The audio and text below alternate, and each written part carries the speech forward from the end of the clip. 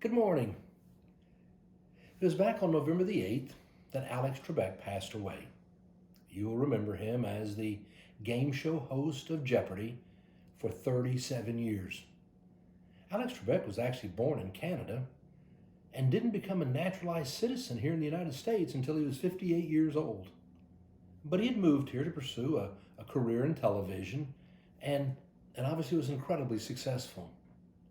But off camera, Alex was a man who genuinely cared about other people and was regularly going about doing things to try to be a help.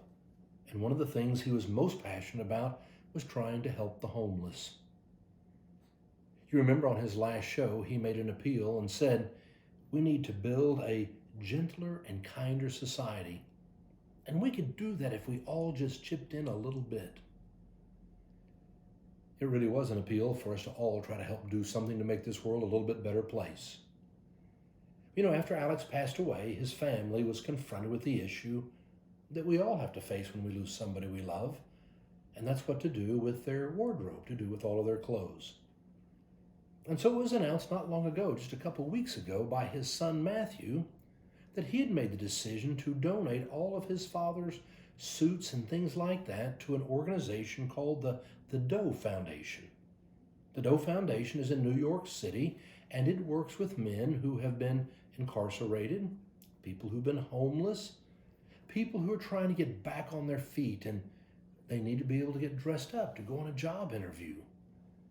Well, it just so happened what he donated was 14 suits, 58 dress shirts, 300 neckties, 9 pairs of dress shoes, 25 polo shirts, 14 sweaters, 9 sports coats, and 3 pairs of dress slacks.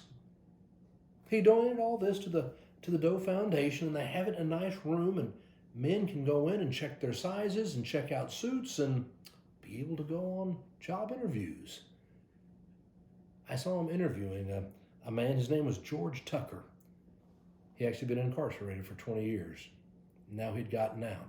He'd been going through all the training. He wanted to re-enter society and do his part, and he had on one of Alex Trebek's suits.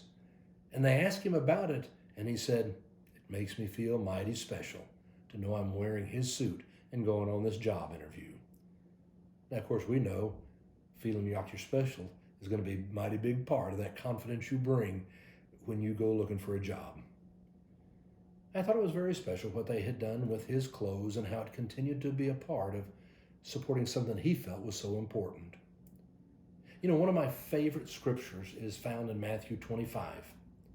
Matthew 25, when it says, "The king comes and he separates the nations, the sheep from the goats, and his sheep are on the right and the goats are on the left. And then he says to the sheep, 'Enter into the kingdom that has been prepared for you. Because when I was hungry, you fed me, and when I was thirsty, you gave me drink. When I was a stranger, you welcomed me.